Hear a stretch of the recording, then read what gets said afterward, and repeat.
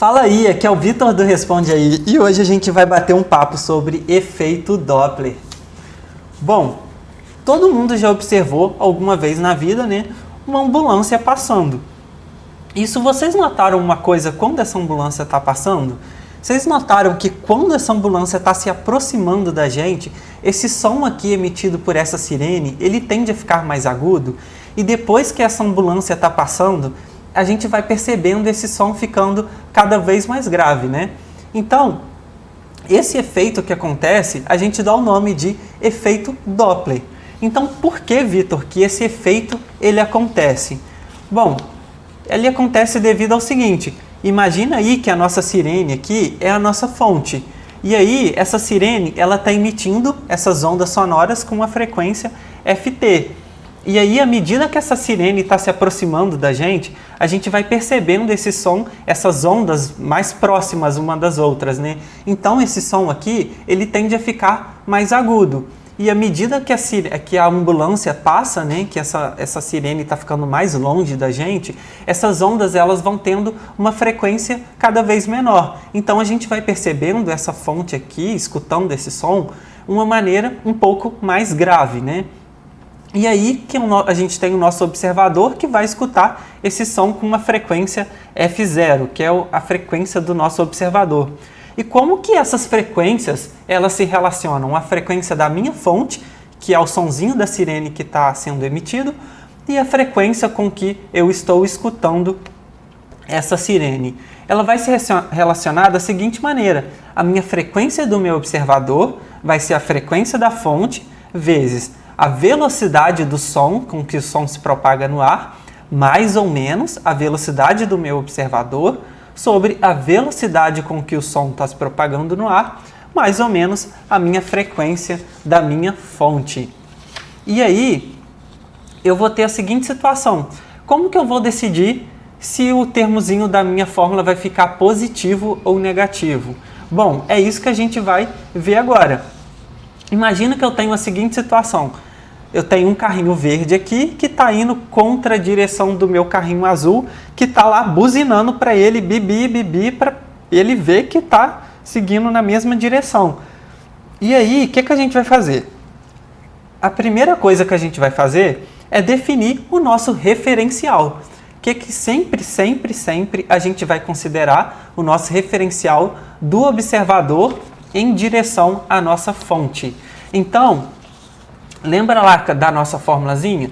Então, para a gente definir o sinal de positivo ou negativo, a gente vai considerar esse referencial e a gente vai definir ele da seguinte forma: se aqui o nosso observador, né, a gente tem o nosso referencial, que é do observador para a fonte, a gente vai definir esse sinal da seguinte maneira: se o nosso observador está no sentido, né, do observador para a fonte, esse sinal vai ser positivo. Porém, se aqui a nossa fonte estiver indo contra o nosso referencial, que no caso é do observador para a fonte, eu aqui claramente estou vendo que a minha fonte está indo contra o meu observador. Então, esse sinal aqui vai ser negativo. Agora, e se eu tiver, Vitor, um outro fator influenciando aqui nessa situação, como o vento, por exemplo? Como que eu vou resolver isso?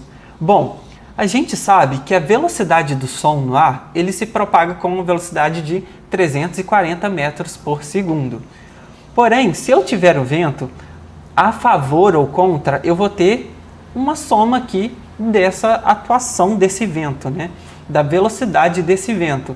Por exemplo, se o meu vento estiver a favor da velocidade do som, eu vou somar. A velocidade do som vai ser 340 mais a velocidade do vento.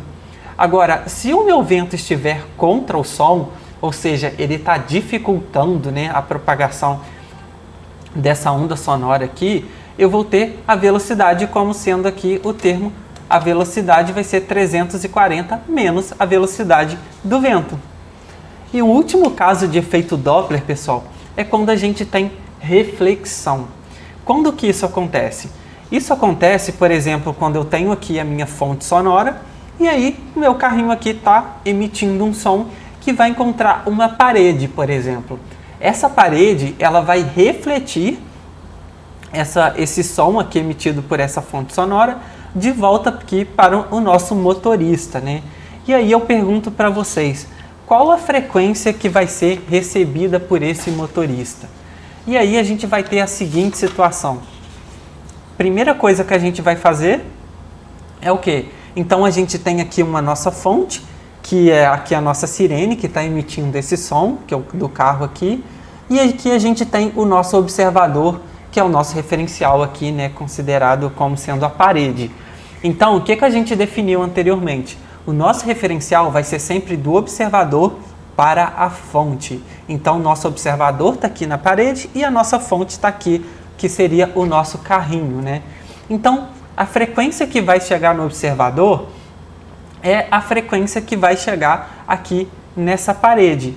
Então, como que a gente vai calcular isso? A gente tem que a frequência na parede vai ser a frequência do meu observador vezes a velocidade. E aqui, do observador, lembra que quando o nosso referencial está a favor do observador, a gente tem o sinal positivo ou negativo, né? Porém, o nosso observador é uma parede, ou seja, o nosso observador está parado, então ele não tem velocidade nenhuma. Então aqui para a gente não vai modificar nada o sinal, né? Porque pode ser mais ou menos zero, que no caso aqui seria positivo, né? Porque o nosso observador está em direção aqui à nossa fonte. Porém, como a velocidade é zero, não vai modificar em nada. E aqui a gente tem a velocidade do som no ar, mais ou menos a velocidade aqui da minha fonte. Porém, a minha fonte está contra o meu referencial. Então, aqui de cara a gente já coloca o sinal negativo. Porque a nossa fonte está contra o referencial. Mas aqui a minha velocidade da fonte. Então, agora a gente já tem a nossa frequência com que esse som aqui é recebida na nossa parede. Porém, a gente quer saber a frequência com que vai chegar no motorista. Então, a gente vai ter aqui essa seguinte situação. A gente está tendo agora a reflexão dessa onda sonora aqui de volta para o meu motorista. Então, quem está refletindo o som agora é a parede. Então, agora a parede é a nossa fonte. Ou seja, o nosso observador é o nosso referencial, sempre do observador para a fonte. Então, o que a gente tem a seguinte situação agora? A gente tem que a nossa frequência vai ser a frequência da parede, que está sendo emitida pela parede, vezes a velocidade do som no ar, mais a velocidade aqui que eu tenho do meu observador, né? Como ele está no sentido do referencial, é positivo, mais a velocidade aqui do meu observador. Sobre a velocidade do som no ar, mais ou menos a velocidade aqui da minha fonte. Só que a minha fonte é uma parede, ou seja, ela não tem velocidade nenhuma, então vai ser zero.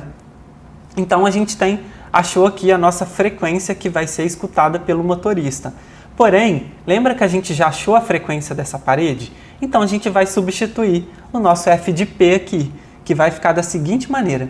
A nossa frequência recebida pelo motorista vai ser f0, v sobre v menos a velocidade da fonte, vezes v mais a velocidade do observador sobre a velocidade do som no ar.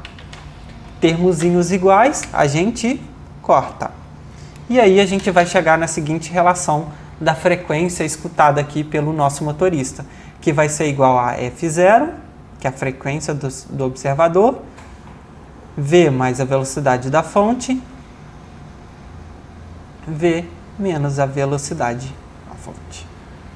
Então, a gente chegou na nossa equaçãozinha aqui da frequência escutada pelo nosso motorista. É isso aí. Esse vídeo te ajudou? Responde aí.